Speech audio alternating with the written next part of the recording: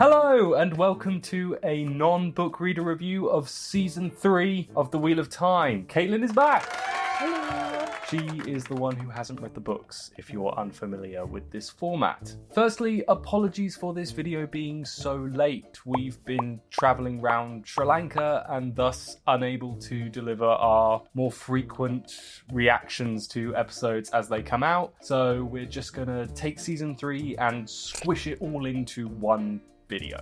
So that's a lot to cover, so let's dive straight in with any key moments that stood out to you. I think episode 4 was just kind of leagues above the rest, in my opinion. I don't think you'll be the only one to give that answer. It's not only a highlight from book 4, but probably a highlight for the entire series. It reminded me a bit of like Dune, the movie. I just loved it. I thought it was awesome. Now, I know you're a big Moraine fan. Was there a standout Moraine moment from Season 3? I was less in love with Moraine this season, to be honest. But I guess when she was in Roydian and kind of seeing all those visions of the future, yeah, Moraine seemed a bit more devious this season, and I don't know if I like that. It just had me wondering whether she was really on Rand and the other side.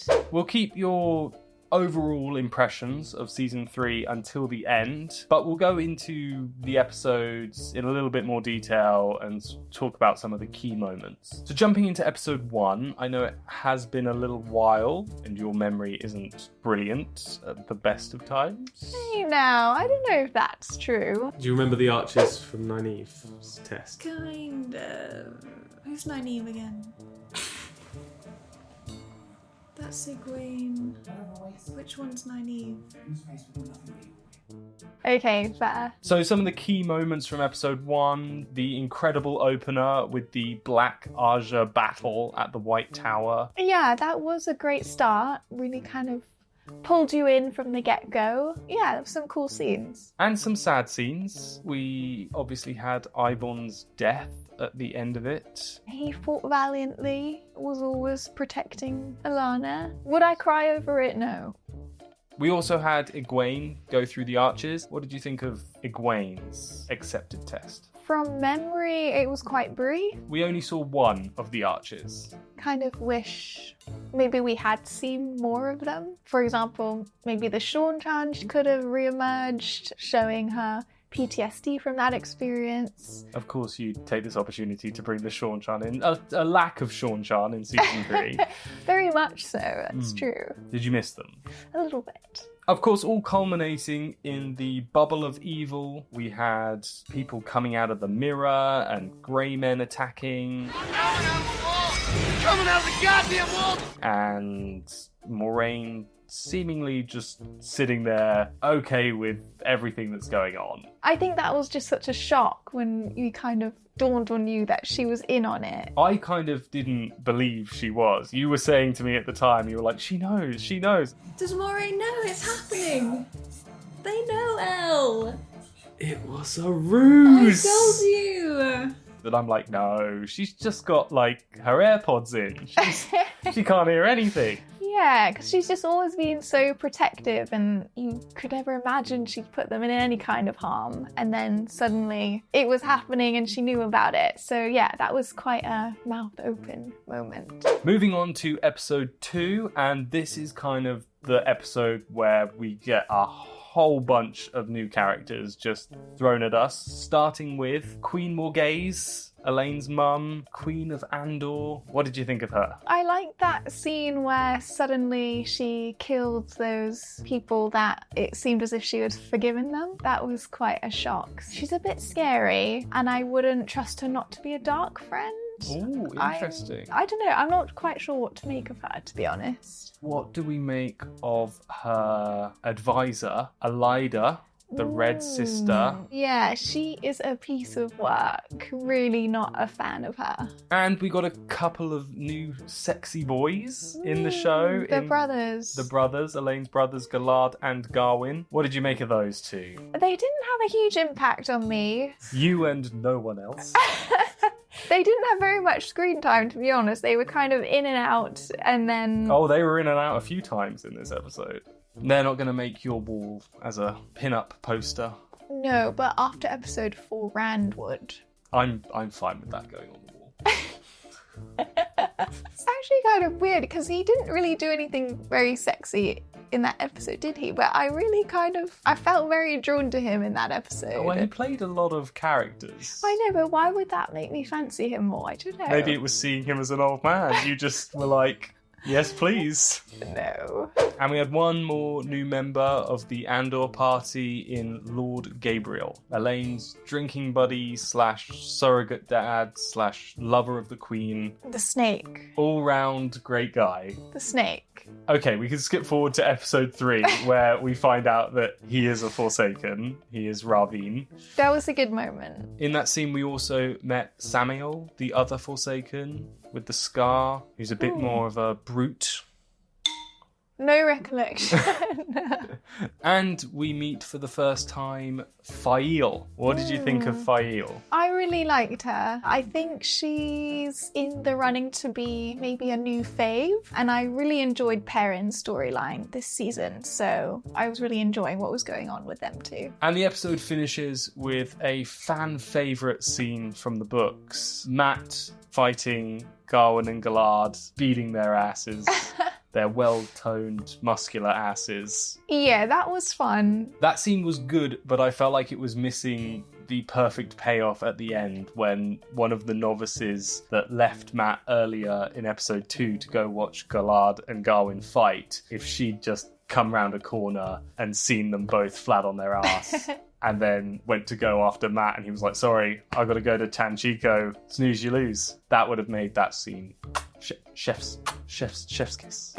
And now your favourite episode 4. There was just so much that I liked about it. Even just little things like how strenuous it was for Rand to walk forward in the glass columns. Every different vision that he had and piecing together kind of the history of the Aiel. Especially when you saw the Tinkers breaking their oath and then that kind of puzzle piece slots in. Did you have a favourite flashback?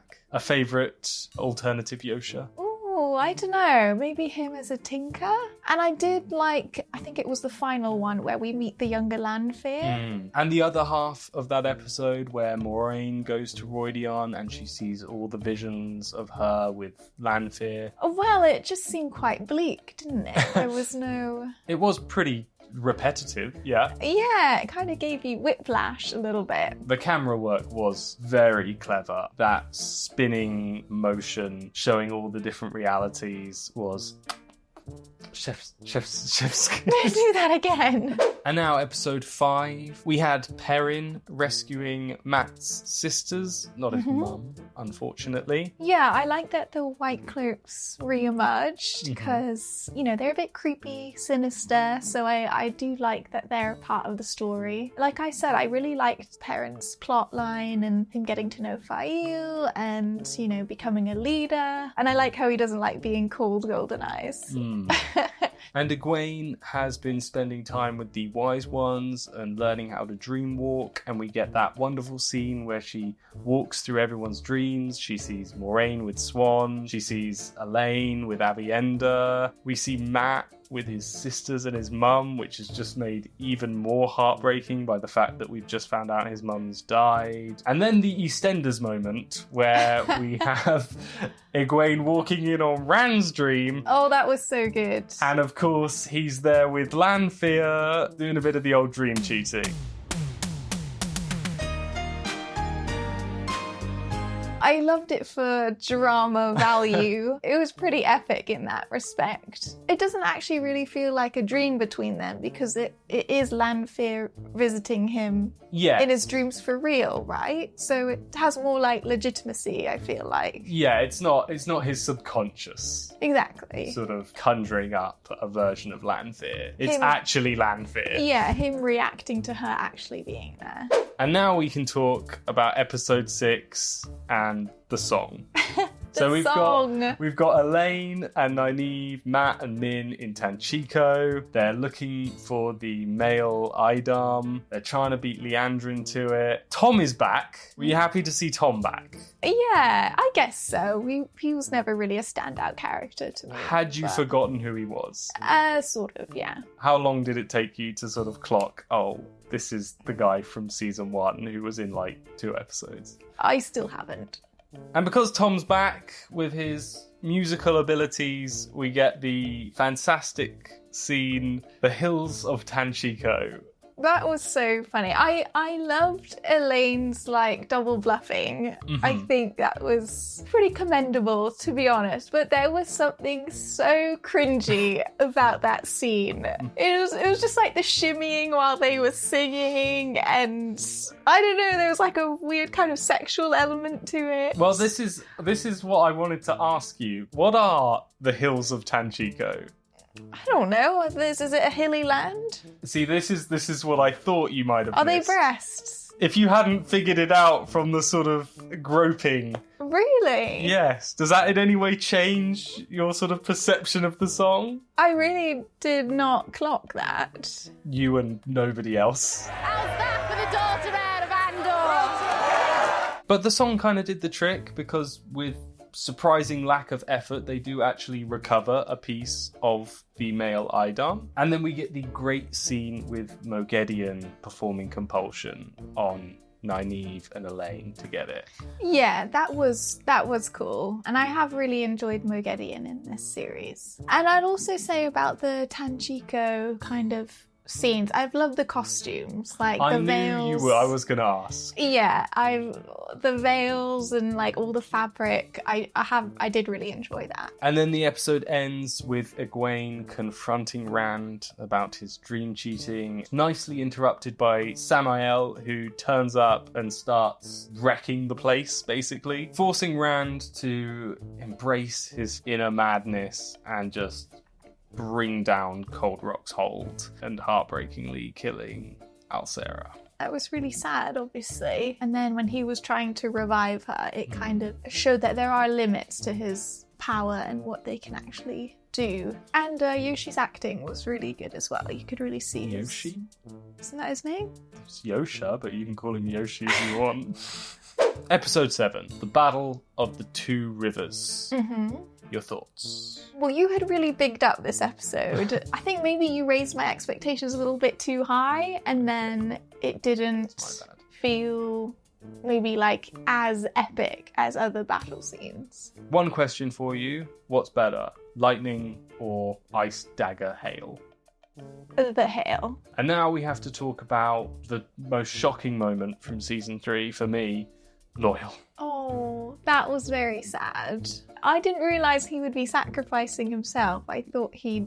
You and everybody else. So I'm really hoping that's not the end of him. I mean, we didn't actually see him die. There could have just been another platform right below him. Yeah. Sore knees, but, you know, dust them off, jump through another waygate. I would really like it if he returned. And the last we see of Perrin, he's handing himself over to the White Cloaks. Yeah, I found that quite frustrating. I understand that they're showing that he's honest and a man of his word, but at the same time, they'd just done this big battle, and then he just gave himself up at the end. But I'm sure he'll find his way out of it. Episode 8, Matt and the Finn, the weird Yeah. fox creatures. Yeah, that was a little bit weird because he just looked very CGI, which is weird for a show which has actually had really good practical effects if you compare it to Trollocs or what's the other one? The teeth. The Murdrop, I think are CGI. Yeah, but they look better. I agree. And it's strange because I've seen a lot of the behind the scenes stuff and I actually really like the makeup. And then for some reason, the actual show, they add sort of, this weird... He looked a bit like Sonic to me. And then the next big thing from the final episode was Elida's coup against Swan and taking over the tower. Yeah, very sneaky. But to be fair, Swan kind of walked into that one. Yeah, I wouldn't say it was the most complex plan, just sending out sort of a decoy set of Red Sisters to encourage Swan to send all her allies at once out of the tower. Not a great plan. And we had Nynaeve finally breaking her block. Yeah, I loved that. It was really satisfying. Just felt very happy for her. Yeah, it was really cool how she parted the water, I think. Moses style. Yeah. No, it was awesome. That was a highlight as well. My only problem with that scene was that she doesn't immediately go after Liandrin. That is the last we see of Nynaeve before the end of the episode where she's on the boat sailing away from Tanjiko. I mean, how long was she in the water for? Like 2 minutes? Liandrin can't have got that far. Oh, I think we can afford to give him 1 day's head start. And finally, we've got the big scene, Moraine versus Lanfear, while Rand's declaring himself the Caracal to the Aiel. I think it was great we got to see Moraine finally confronting Lanfear. You know, a bit like the visions. Obviously, we're kind of led to believe that it's going to end a certain way. Yes. So when it doesn't, that created some intrigue. I love the connection between Moraine and Swan, which it showed when Swan was killed. And that, of course, is where the series ends. We get a little montage of characters heading off in different directions while Moraine monologues, but other than that, that's season 3. Overall thoughts, Caitlin? Overall, I think it was really strong. Best season so far? I think episode 4 was definitely the best episode we've ever had. I don't know if I prefer the Sean-chan action in the previous season, but it was strong. It was definitely a good season. Who would you say is your favourite character out of the new characters we've met this season? Ooh. Maybe Fail. I did really like her and I want to see more of her. Moghedien isn't really new, but I do have kind of a newfound appreciation for her. So this is the part where we look into the camera and we say, Amazon, please, may we have a season 4 of The Wheel of Time? Well, I've put in too much time to this, so, I can't even imagine how you're feeling. There you go. Proof that non-book readers are loving the show as much as we are. So there's clearly a market there, Amazon. Take that information and do what you will. But if there was to be a season 4, what would you be hoping to see? Well, I'd like to see Rand becoming more embedded in the Aiel culture and becoming more in tune with his powers. I'm kind of hoping that there's a future where he doesn't actually go mad. Okay. And, he's able to channel like the women. Perrin, obviously, to be reunited with Fail. And I really hope that the phony lover of the Queen gets outed. Tom did good work there. I like the way that he was able to put Elaine on the right scent. Nynaeve can channel now. So yeah. That's exciting. She can actually contribute. And in a big way. And in a big way, yes. Very powerful. So can't wait to see that. And it would be nice if the Sean-chan came back. Of course it would. So thank you everybody for watching. That's been our non-book reader review for season 3 of The Wheel of Time. As always, please do like, share and subscribe if you enjoyed this video. Thanks for watching and we'll see you in the next one.